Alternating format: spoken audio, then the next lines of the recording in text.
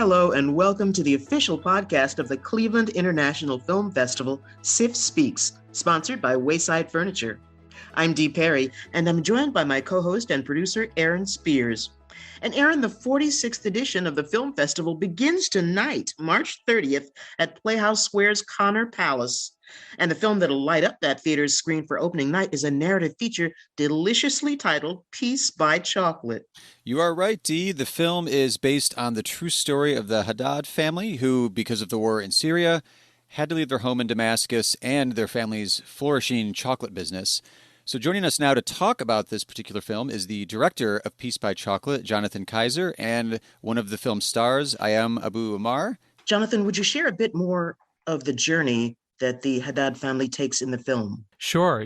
This story really came from a moment in our recent history where Prime Minister Justin Trudeau had made a campaign promise, and he wanted to bring in 50,000 refugees by the first few months of his, time in office. And so when he got elected, all the Canadians were nervously watching to see what would happen, right? Would he fulfill this promise? Who would come and what would they do? And people across the country really came and rose to that challenge.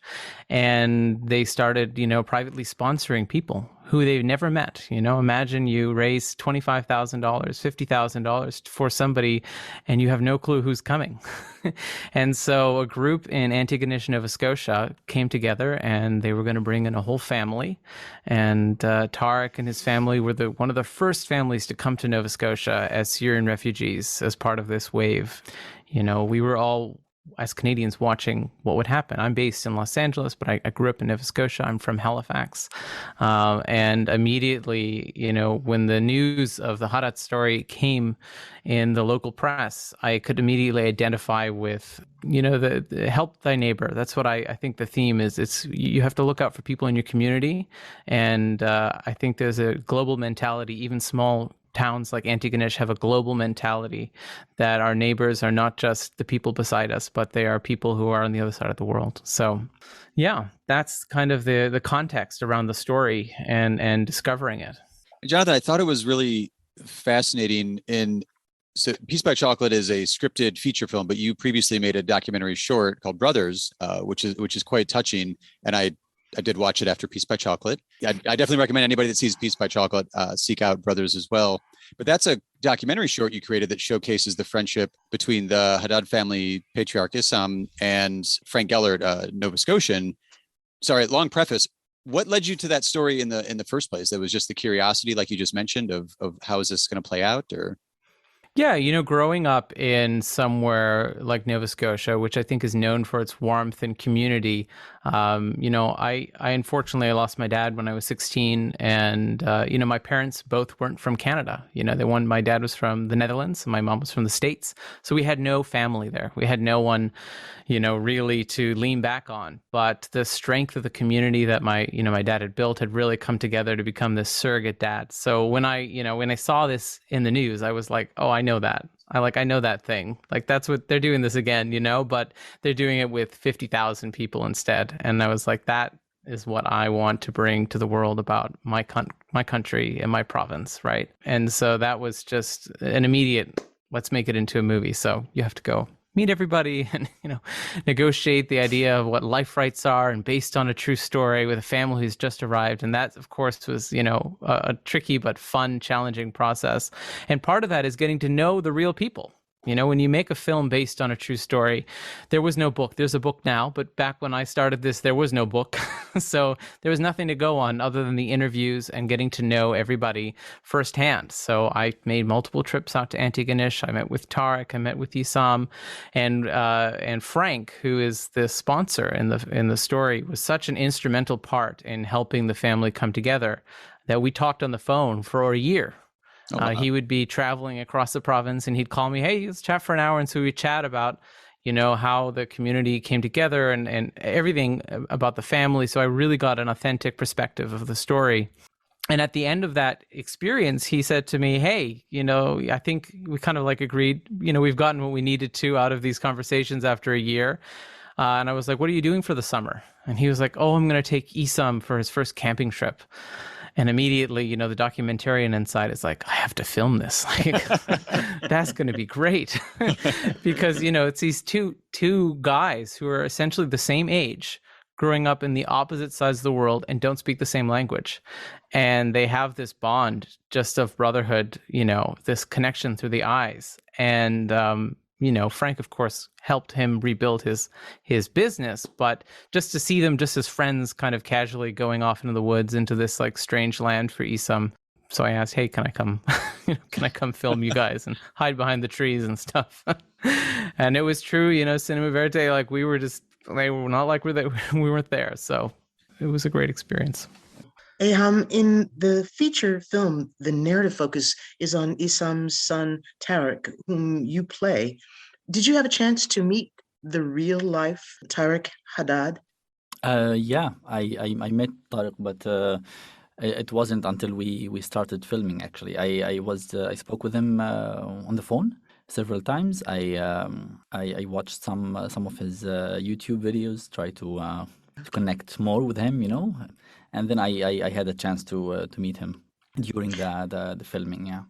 So how would you describe the version of him, of Tariq, that we see on screen? I mean, how does he react to the move to Nova Scotia?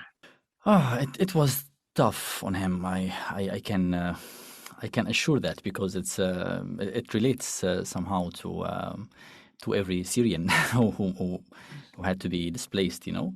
But it's even harder for him because there's a barrier of language, you know. Especially his parents don't speak English, and he had to be the father of the family very, very faster than he anticipated, you know. And he's like a brilliant guy. He can be whatever he wants, and his dream is to be a doctor.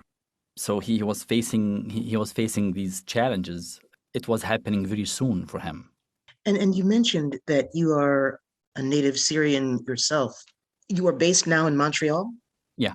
So was there any of the sort of culture shock that we see from the Hadhad family for you? Absolutely. It's even though I do speak English much better than Isam, let's say, the father of Tariq, but also here it's almost the same. I don't speak French, and I'm learning the language, and there are too many differences, you know, cultural differences between where I come from and here, and it takes time, you know. Especially for a guy, I'm not here as a visitor. I'm not here. You know, I did not choose to leave my country. I left because I was forced to leave. So I don't have the needed energy, you know, to integrate so fast. Mm-hmm. If you know what I mean. So it's not easy. It's not just for me. For anybody who has to leave his home country to move to another place. There's no enough energy to really understand what's happening, you know. So the shock is there, absolutely. I may just add to that, you know, something that was, you know, from the Canadian crew, you know, getting to watch our Arab cast who had all lived through some version of this story. It was all very personal to them.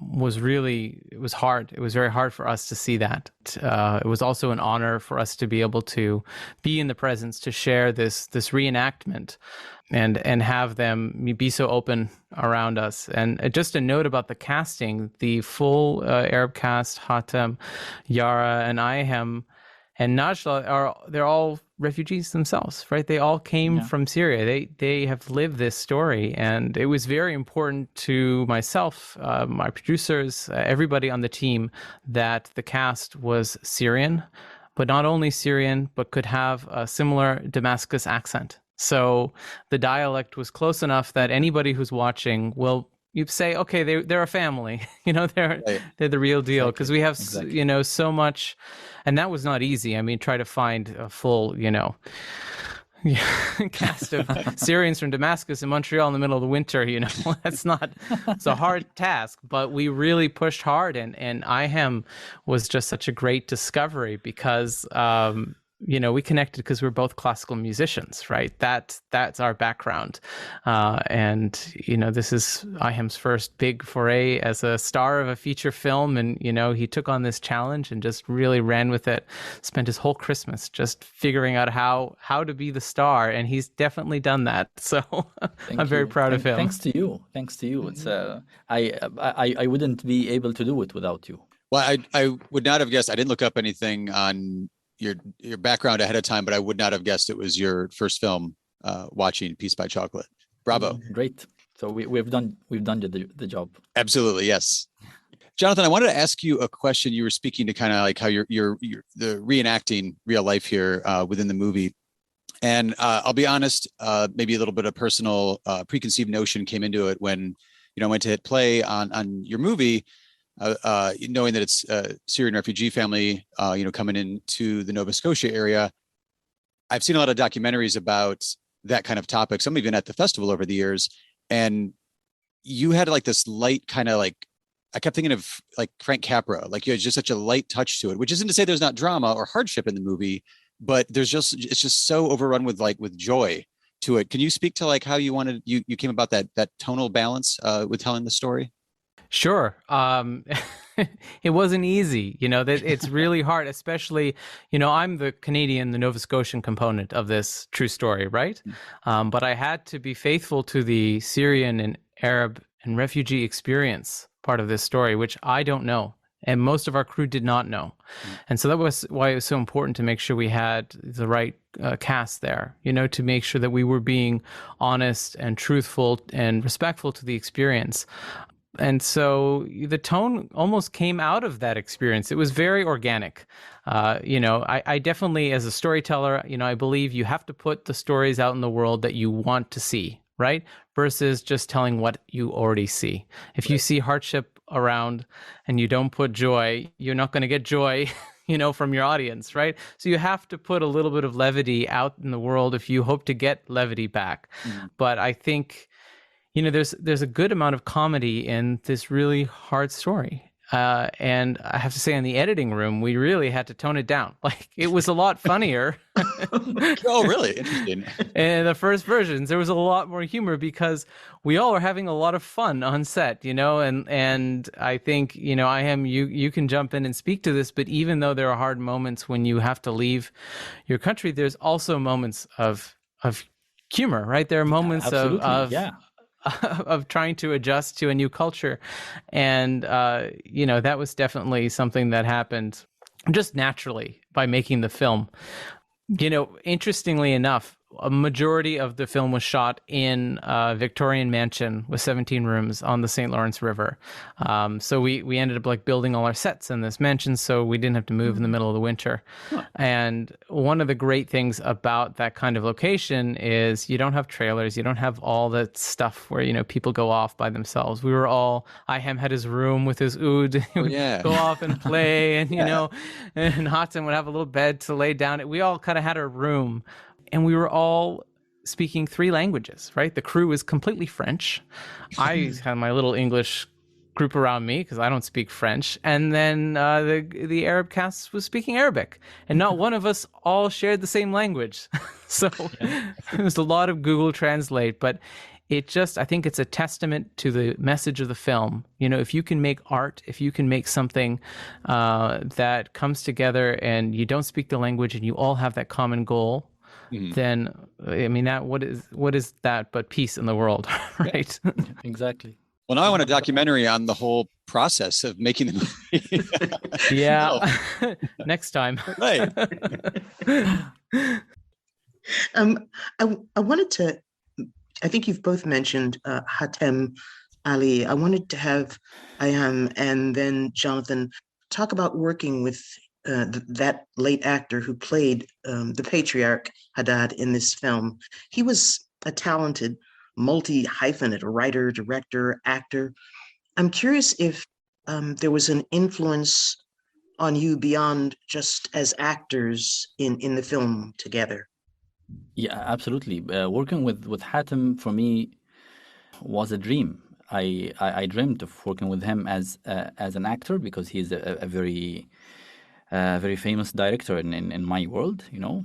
And I tried even a long time ago. I tried to contact him, and it didn't work. And but the dream kept, you know, inside. And I would never in 1,000 years imagine that I will work with Hatem as an actor in Canada, not in Syria. That's in totally different place and different setup. And he's not giving me directions. He's my co actor. You know, he's like, and thanks to Jonathan, because this toned my stress a little bit down, you know, because Hatem was a very tough director, you know, and it's and he didn't make it easy for his actors to work, you know, under his direction. But Jonathan was super. For me, I've worked with many directors in Syria, like theater and TV, but cinema, this was the first time. But most of them were like so much bossy, you know, and like they shout, they make you feel the heat, you know. But with Jonathan was much more simpler, much more easy, you know, like the way we talk, the way we share, also because he's a musician, it was much easier for us to really communicate in music terminology. Actually. So and exactly, yeah, and Hatem being an actor, not a director, it was also less stressful for me, because the way we talk or we practice, he kept the role of the director to the director, because he was very respectful artist, you know, and it was easier for me to really connect with him. But it was a dream, as I told you. I think I contacted him when I was 18 years old, so it's a very long time, you know. And I threw the idea from my mind when Syria was totally bombed. So I left and I didn't think of it. But when the chance came, my life was turned over, you know. Yeah. It's beautiful. It is. It was really great to see. You know, you forget when you're in such a multicultural place like Montreal or Toronto, just like how many people you walk by that in their own culture have achieved so much stardom, right? And to have a little slice of this moment, getting to see Hatem and all the people you say Hatem's name for, say, oh, Hatem, you know, they get very excited, and just to see and the joy of like working with somebody like that was incredible. And you know, it's very hard for me to watch the film because of that. Sure. But I learned a lot from him as a director, which was great. And we didn't even speak the same language. You know, we had hired a translator, of course, for him, and he, bless his soul, he was a lovely guy and he was so nice, but he just couldn't keep up with the task. And so we had to let him go, and Ayham stepped in and was prime translator for the whole time, as well as lead actor, and with my friend Google Translate, and you know, a lot of pointing, we managed to like work it out. But again, I think when you're coming together to do something and you all know why you're there, you don't need words. You know, you do not need that much. And I just let them be. Just let them go, because he's such an accomplished director and also actor. You know, a great actor who's also director knows he'd always be looking into the camera, looking at the monitor, you know, like where his mark is. And, you know, he would cut and roll himself sometimes, which we thought was like the funniest thing. Yeah. You know, I thought it was hilarious. I just let him do it the whole time, because like, why not? Yeah. Because when you are this, you know, director, you're editing your performance, you know, by the time it's time to cut. So you just turn to the camera and say, cut again. And we go back to the beginning. I remember when he did it the first time. You turned to me and you said, "What just happened?"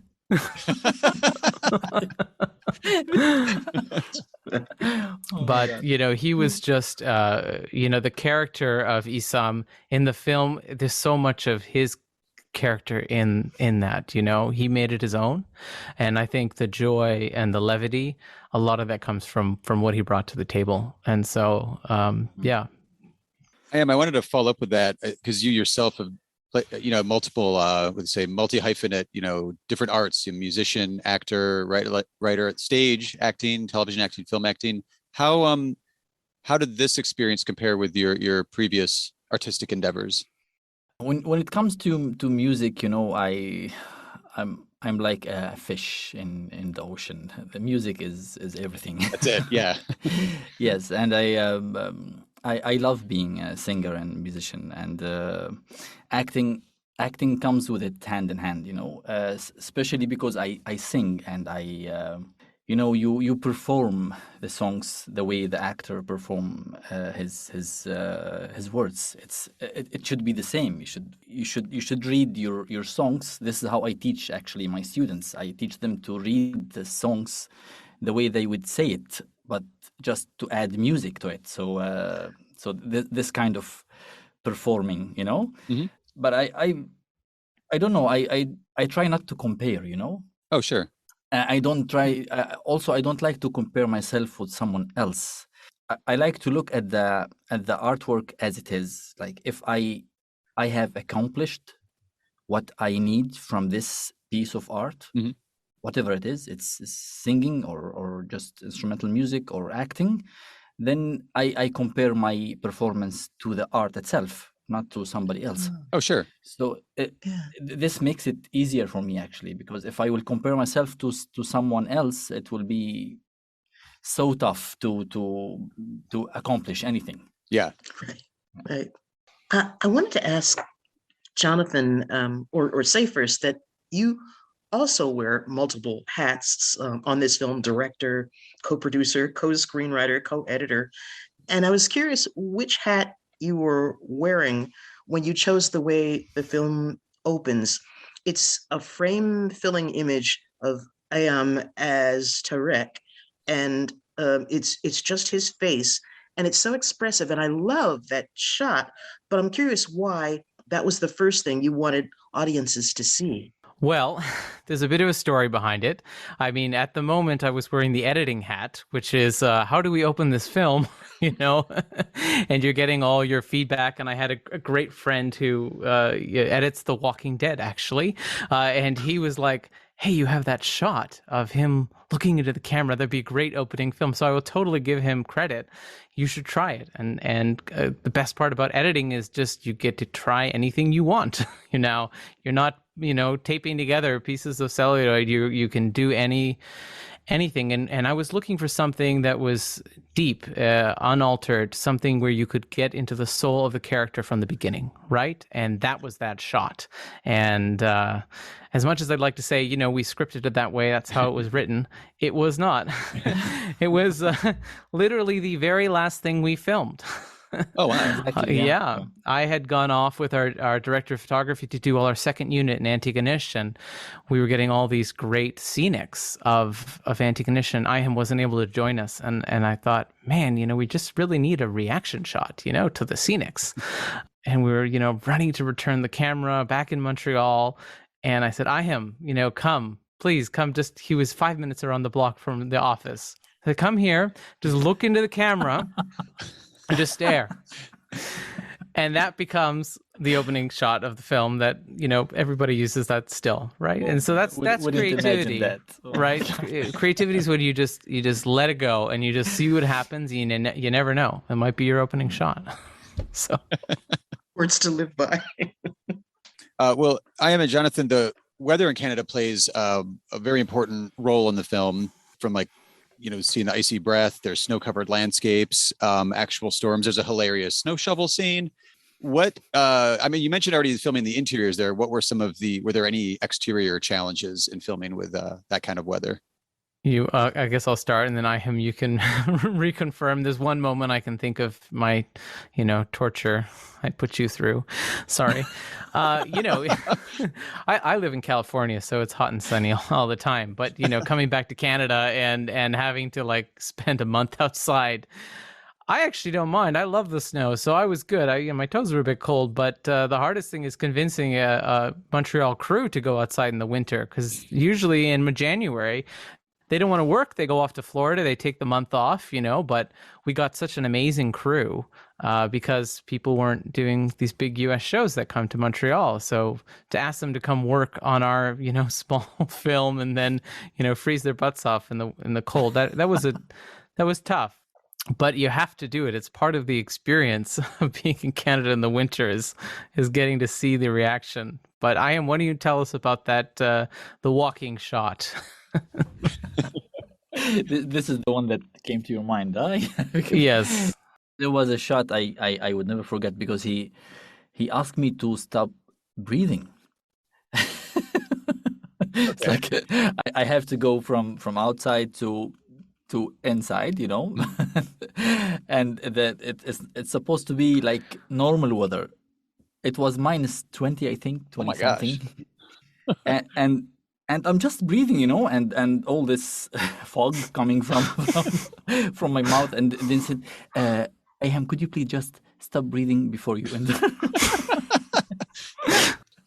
And I was wearing just the suit, no jacket, no nothing. Oh, no. yeah. So yeah, I don't know if I can add anything to that torture. No, it's so important, and it's good when you have a team who understands that. And our second unit in Antigonish, I was with my DP and we were stuck literally in a snowstorm. We could not leave because there was a snowstorm, and so instead we just got up at 4 a.m. We brought the Alexa out and just sat in the snowstorm and filmed snow. But that's what you do when you're in rural Nova Scotia, and you can't go anywhere. So now I'm glad that I didn't go with you. I know we were on the fence to bring him, but I think you would have. We wouldn't be talking right now. Or you'd have a different opening scene for the movie. Yeah, we definitely would. Yeah. Well, I've got to say it's the perfect opening night film, and I'm so glad that you were able to get all the folks and all the elements together to do this. Thank you both for sharing the experience with us. Thank you so much. Of course, it's a true honor to be opening night at Cleveland. My first feature, which was a documentary about classical music, actually had its premiere at Cleveland in 2016. And since then, I've had the privilege to travel the world and visit many, many festivals, especially with this film. We've been all over the world, and it's been great. And I always feel like there's something missing based on my experience of Cleveland in 2016, because the audiences are just so enthusiastic. I just remember, 3 standby screenings with everybody, trying to get in, and just so honored that we share this with the audience in Cleveland again and do that in such a great scale. Well, we should plug that one too. What would Beethoven do for folks that want to find that? Yeah, that was the film, and it was such a great launch. Well, looking forward to opening night.